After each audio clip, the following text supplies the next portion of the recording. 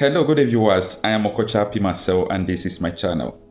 In this life, we must never learn how to remain neutral and silent, because your silence will help the oppressor to keep on oppressing the masses. But when you speak up, they see it as an attack. They see it as a caution. They see it as a warning to every bad system they are trying to create. And that is why in this channel, we talk about trending and political issues and we share news contents. So follow us, share our videos, subscribe to our channel, and always come by to watch our daily updates. It's my pleasure to be on with you. Interestingly, as we discuss our country and our politics today, fundamentally, we're looking at how we make our democracy responsible and responsive to the people. We're looking at how we abide by the intentions, the intendment, and the rationale behind the draftsman's position on Section 134, 2B of the Constitution of the Federal Republic of Nigeria, 1999, and as it were, the provisions of Section 135, 1 of the Constitution of the Federal Republic of Nigeria, 1999. But let me say clearly, and with every sense of commitment, that those who are saying that the time to make our democracy effective, efficient, and effectual are the ones who are right here. You ask, Shay, if the tenure of Mr. President can be extended to allow for the adjudication, for the litigation, for the matters in court to be fully determined. And the answer is, it is not about extension, it is about what the Constitution envisages. And I hope that the Honorable Attorney General of the Federal Republic of Nigeria and the Minister of Justice are listening. I hope that the DG, DSS is listening. I hope that our esteemed jurist and Vice President of the Federal Republic of Nigeria, Professor Yemi Osinbajo, is listening, because this is very important. We're at that point in our democracy when we must do things properly. We must work within the precincts of what is tried, proper, and right. And I say without any sense of equivocation that it is not about calling for an extension. It is about a position envisaged by law, that we may at some point in our historicity, at some point in our nationhood, get to this situation where we must look at the Constitution for direction. And so nobody's saying extend the tenure. The Constitution says that the tenure of a president, the sitting president, can continue until such a time when a new president takes an oath of office and is subject simply to the situations envisaged by the Constitution. We must effectively determine who becomes the President of the Federal Republic of Nigeria. And Section 134, 2B clearly states, without equivocation, that the man who must sit as the President of the Federal Republic of Nigeria must win 25% of the votes cast in the Federal Capital Territory. Must is a word. Because if you look at the Constitution, you see that it clearly says that you will win 2/3 of the states, including 25% of the Federal Capital Territory, Abuja. And what does it envisage? Look at the law. Look at the intention of the draftsman. Across the nation, you're expected as a governor to win 2/3 of the local government, 25% of 2/3 of the local government in the state. And the reason is because the draftsman envisages that a man who must be governor must be popular, must have a wide spread, must have an acceptability of sorts within the state. And then who superintends over Nigeria from Abuja, who is indeed constitutionally the governor, if you like, of Abuja, is the President of the Federal Republic of Nigeria. And Abuja runs as an exceptional territory. He does superintend over Abuja through the Minister of the Federal Capital Territory and the Abuja Development Agency, that's Federal Capital Development Agencies. What does he do?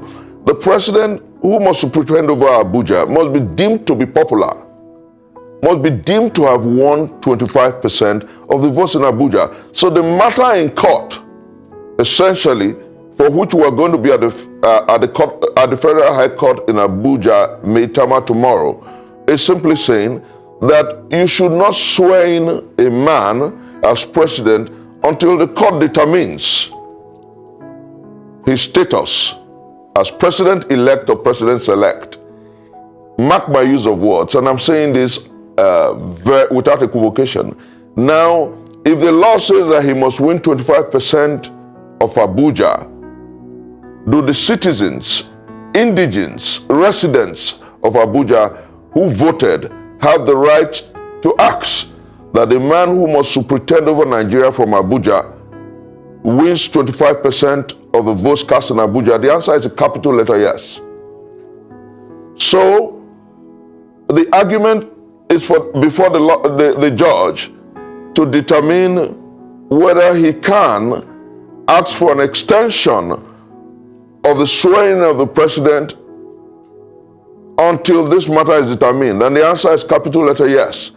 I read to you Section 135 of the 1999 Constitution. Section 135, sub 1 says, without doubt, Steve, listen. It says, subject to the provisions of this Constitution, a person shall hold the office of president until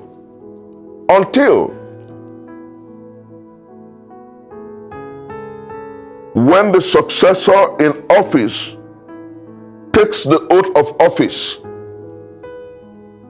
What section? What section is that? B says. Professor Wakubia, what section of the Constitution is that? Section 135(1). Okay, all right, go on. Section 135(1) of the 1990. And then subsection 1B says he dies whilst holding such office, or subsections 135(1)C says the date when the resignation from office. And then sub D says he otherwise ceases to hold office in accordance with the provisions of the law, impeachments and all that. Now, what so many people hold as sacrosanct is sub 2, section 135(2) of the 1999 Constitution, which says that subject to the provision of subsection 1 of this Constitution, the President shall vacate his office at the expiration of a period of 4 years, commencing from the date when. Now, you look at the subsections, you understand.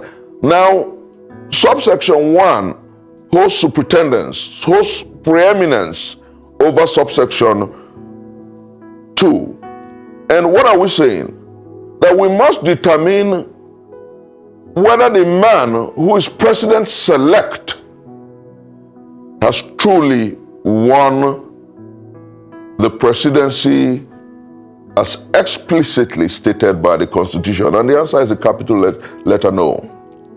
Mark my choice of words, Steve, mark my choice of words, say, when we talk about our democracy must be predicated on the rule of law.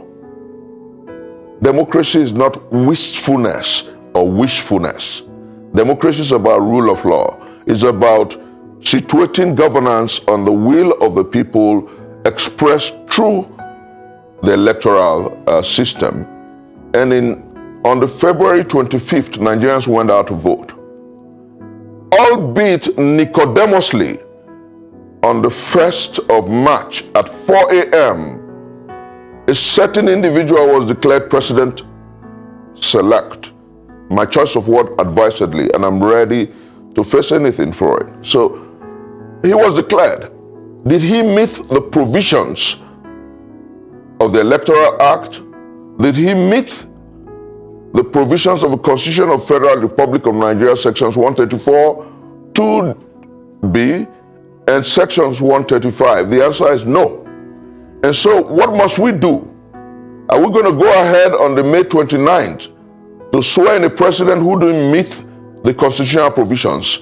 These were the arguments of Dati Baba Ahmed when he clearly stated that any attempt to swear in the president-select on the 29th of May will be dealing a murderous blow on the Constitution of the Federal Republic of Nigeria and by extension, dealing a fatal blow on democracy. And I say here, all right, with a Prof. sense of responsibility, Prof. Wakobia, sorry to that cut the you. reason we're in court, Steve, let me chisel this in, please, Steve. Okay, all right. The reason we're in court is to ensure that we help our democracy. The reason we're in court is to ensure that the justices help us to protect our democracy and ensure that those who live in Abuja are protected not only by the Constitution, but by the judicial process. All right, I mean, that's fine, but let's stay with the facts. And the facts of the matter is that there is a president-elect for Nigeria, Asiwaju Bola Ahmed Tinubu, who was duly declared the winner by INEC after that election. Yes, albeit against the law. Albeit against the law. No, I do not know of the law that it was against, but you have done the needful as a member of the Obi Dati presidential campaign to go to court, the same way that the PDP presidential candidate and the party, which came second, by the way, have also gone to court to challenge the declaration of INEC. So my point, staying with the fact, is that we can't use the word president-elect here. Is the president-elect. Inauguration will happen on May 29th, except a law decides otherwise. My question to you, however, two-pronged questions. First is that I like the fact that you have... Can you hear me, President Wakobia? Now I can, yes. Can you? Okay, all right. So I said I needed to clarify what the facts, were before asking the question. And my questions are, I like the fact that you brought in the important sections of the Constitution, namely section 135 2B, and of course 134 2B and 135 1. But then that will have to be determined by the court as to at what point does the tenure of a sitting president, expire. That will be determined by the court. The other question will be, what is your direct interest in the suit that that will be in court tomorrow by the 5 Abuja residents? Are you involved? Are you part of those who filed that particular court? Because I know, of course, that yes, part of the prayers of the Labour Party and Mr. Peter Obi is for the in their petition is for the court to determine, the tribunal to determine whether, having not met the constitutional requirement of scoring a minimum of 25% in Abuja, if Asiwaju Bola Ahmed Tinubu can be duly said to have been, elected. But then, your own case has started in court. This is a totally different case altogether. My question to you is, what's your involvement in this one? And if there is an expedited hearing and the court dismisses it, do you think that that will have affected the core essence of your own petition as far as the 25% score in FCT is concerned? Steve, let me say clearly that I live in Abuja. Steve, I'm a voter in Abuja. My polling center is Wuse Zone 6. I have the right under the law to ask that the man who must superintend over me in Abuja meets the provisions of the Constitution. And clearly, without equivocation, without any modicum of doubt, without any doubt whatsoever, the president-elect did not meet the requirements of the Constitution. And INEC nicodemously declared him president for whatever reason. And as I talk to you, we know that the learned judges who superintend at different layers of the judiciary of the courts would do right, because there comes a time in the history of a nation and a people when the odds are about fixing a system and making right a terrible situation. And that's where we are. It's not necessarily about Labour Party here. It's about what is proper, right, and right.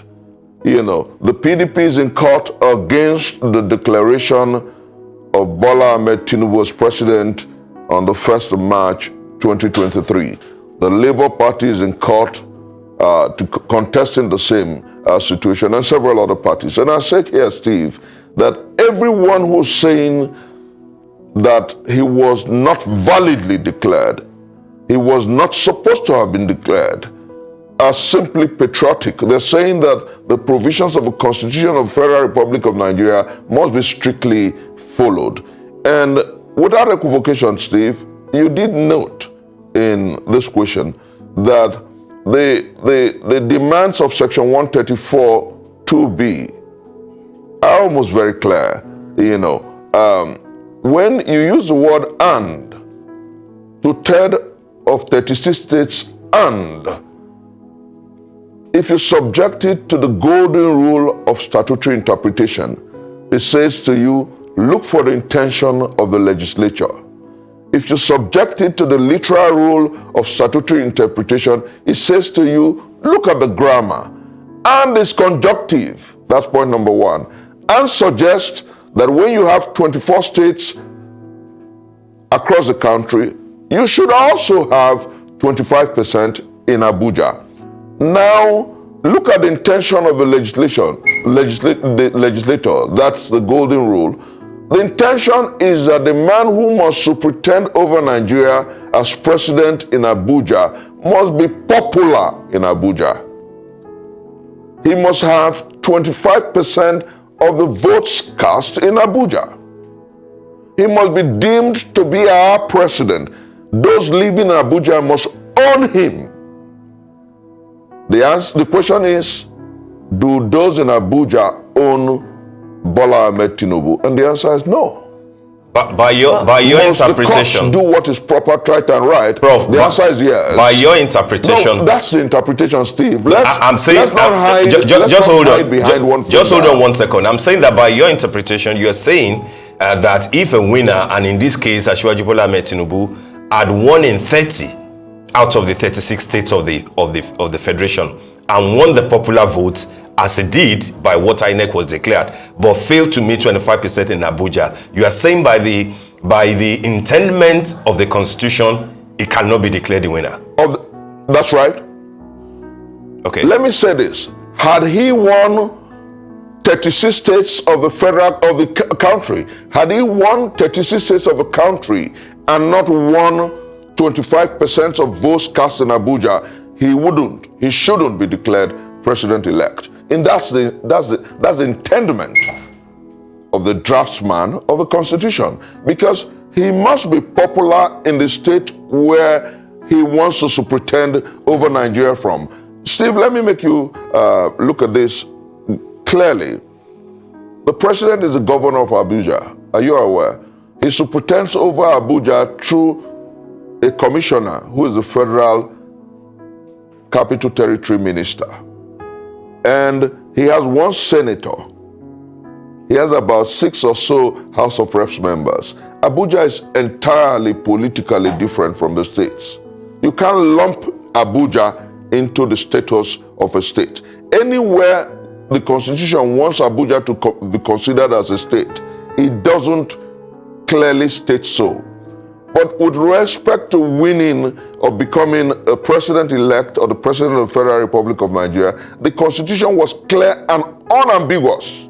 But Section 299, 2B, Section 299 says clearly that Abuja will be considered like a state. With respect to certain normative, not election matters. With respect to revenue, allocation, and several other things, not with respect, because in terms of governmental structure, Abuja is unique. Abuja has the president, quote unquote, as the governor. He has a minister of the Federal Capital Territory superintending over the state, over Abuja as the minister, as a commissioner, so to say. And then beyond that, the Federal Capital Development Authority is under him. And let me say without an ounce of equivocation that to try to drag in Section 239 into this discourse is being mischievous and smart by half. The truth is that everyone who knows and who reads the Constitution, and even a layman in law who understands simple English language, Steve, you are a writer, you are a journalist, you are an editor, you're someone I respect so very much. You understand that when you say 2/3 of the states of the Federal Republic, the states in the country, and Steve, even my 20-year-old son, knows that it's clearly saying, when you meet this, you should also meet this. Yeah. And so those who are dancing around this reality are being smart by half. And I know that the learned justices of the Federal Republic of Nigeria had in 2004, 2005, and again in 2008, 2007, 2008, decided on these issues.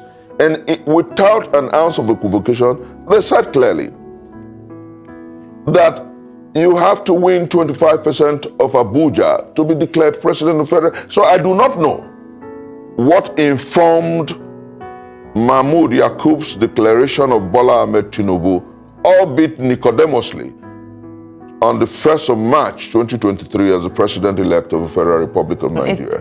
And that is why, knowing the provision, Steve, let me, in 1 minute, knowing the provision of the Constitution of the Federal Republic of Nigeria, that is why yours sincerely, Professor Chris Mustafa Nwokobia Jr., the convener of the Country First Movement, will continue consistently until the courts determine the substantive matters, refer to Bola Ahmed Tinubu as the president-select, not of the Federal Republic of Nigeria, if you like, but of INEC.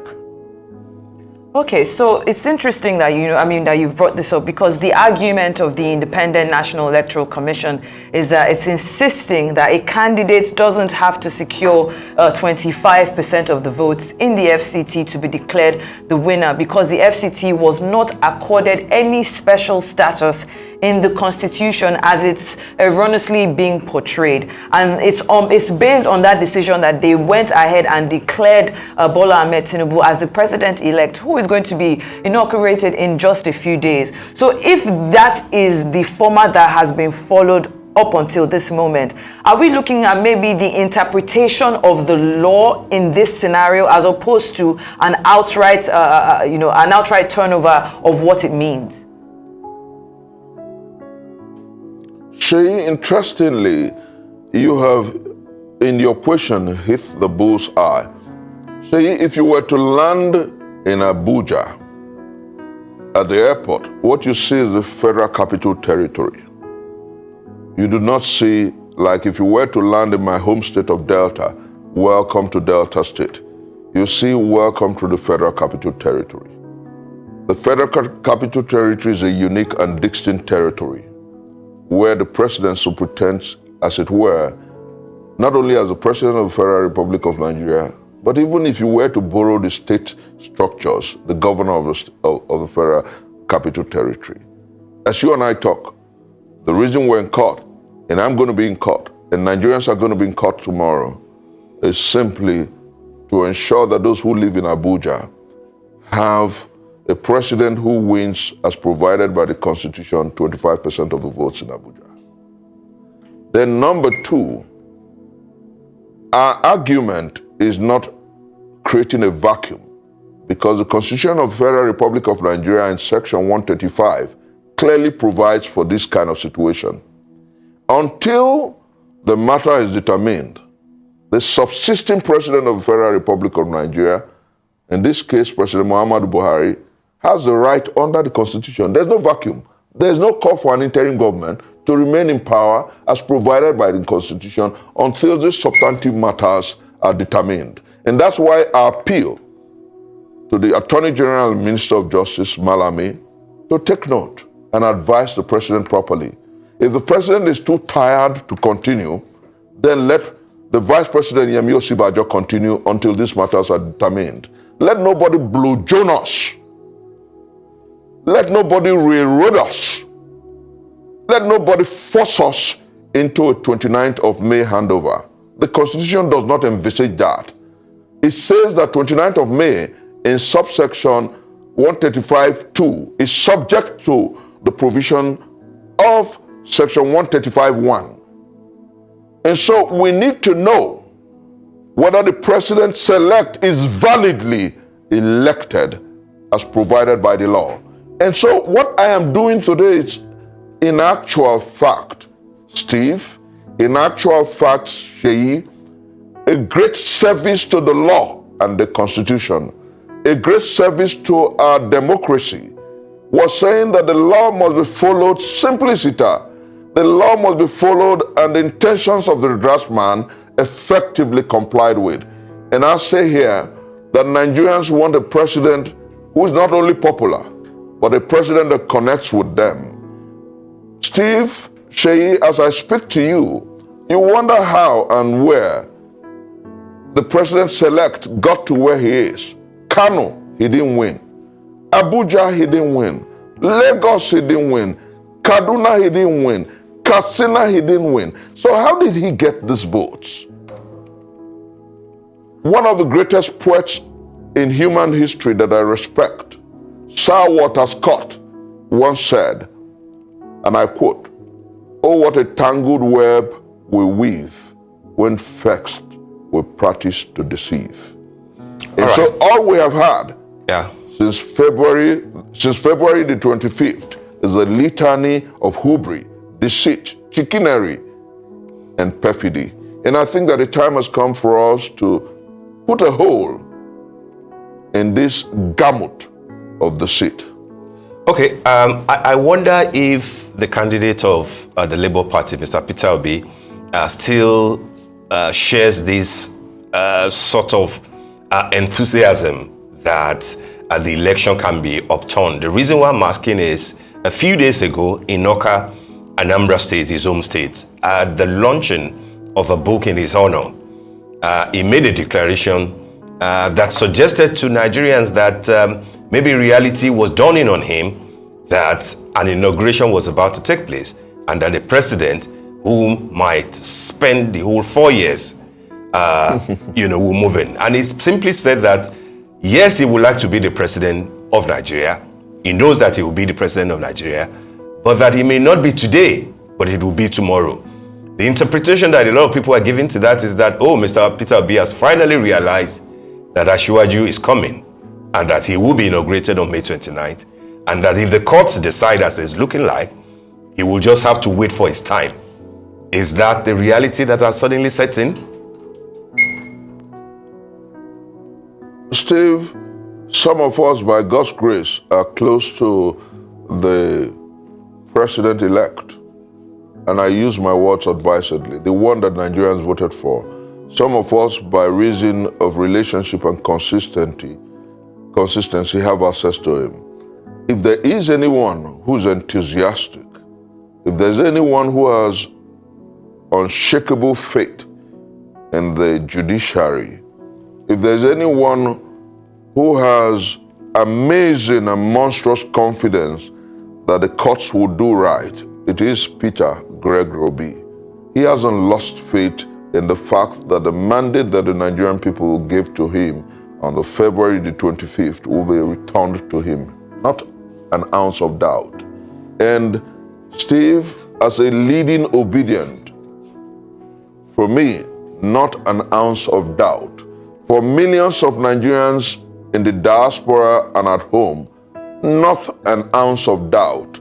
We believe that the judiciary will do right. We believe that the Constitution will be upheld. We believe that May 29th is not sacrosanct because the judiciary will wake up to the realities of the provision of section 135 sub 1 of the Constitution and determine whether the man who INEC selected to be president of the Federal Republic of Nigeria was validly elected. Our democracy must grow better than it is today. And we, Steve, with all sense of respect, I was one of those who struggled, and you know that. As a 22-year-old, I was involved in the Hope 92 campaign in 1993. Steve, I was one of those detained several times in the battle for the actualization of June 12. I've consistently remained on this course. Steve, I believe that the battles that we fought, I believe that the battles that took the life of Chima Obani, several young boys and young girls in the desire for a new Nigeria will not be in vain. Steve, I believe that the call of the obedience for a new Nigeria, where leadership is responsible and responsive to the people, will not be like the wait for Godot. Steve, I believe that a new Nigeria is in the horizon, and I believe that the judiciary will do right. And my faith is not outlandish. My faith is rooted in that inimitable quote of James Russell Lowell, who said, and I quote him, "Truth on the scaffold, falsehood on the throne. That same truth sways the future. For behind the dim unknown standeth God in the shadows, keeping watch over his own." Truth forever on the scaffold. No matter how you hold it down, it will come up. It will overtake falsehood. Our battle is a battle of light over darkness, truth over falsehood, hate over love. And you know what? All over the country, across Nigerians in diaspora, there's a dim unknown. Like you stated, 29th of May is just next door. And people are asking themselves, what will happen with our mandate? Will this man be sworn in on the 29th? And I said to you, Steve, and to Nigerians who are listening to me, behind the dim unknown standeth God, keeping watch over Nigerians, understanding that the time for a new day and a new deal is now. The time for a new republic is now. The time for a new tendency in governance is now. The time for a watchman who is responsible and responsive to the people is now. And Steve, nothing can stop it. So Peter Gregory Obi is not in doubts about the morrow. And the obedience across the world are not in the doubts in any modicum, any way about the morrow. I am confident that something will give, because the learned justices at different strata, the court tomorrow, the Presidential Election Petition Tribunal, and the Supreme Court will do what is right, because the time to take our country out of the jangling discord of inanity, disease, decay, despondency, and want is now. The time to build a highway of righteousness and leadership is now. Okay, very quickly before we go, Professor Wakubia, the Presidential Election Petition Court, of course, against the petition brought against the president-elect by the Labour Party and its presidential candidate has been adjourned to Wednesday, next May 17th. But there has been an application filed asking that the proceedings of the Presidential Election Petitions Tribunal be televised. Very quickly, I want to know what your thoughts are on this and if that would actually influence the outcome. In 1 minute, please. That would do a lot. That would do a lot, Sheyi. Nigerians want access to whatever transpires or whatever happens at that tribunal. And I think that the argument by the Labour Party as well as the PDP is opposite. I think that it is strife, and I believe that the learned justices would oblige that request. I think, like I said, that the time has come for us to walk the highway of righteousness and ensure that things are done properly in our country. The time to shoot down impunity is now, and the time to begin to build a country where our children and our siblings will be truly proud of the nation of the green wine green is now. I am confident that there is an emergent Nigeria that will make all of us truly proud, and that the waters of justice, the waters of love, the waters of equity, the waters of unity will sprout again. And you and I will be proud to be called citizens of the Federal Republic of Nigeria. Thank you so much, Professor Chris Wakubia.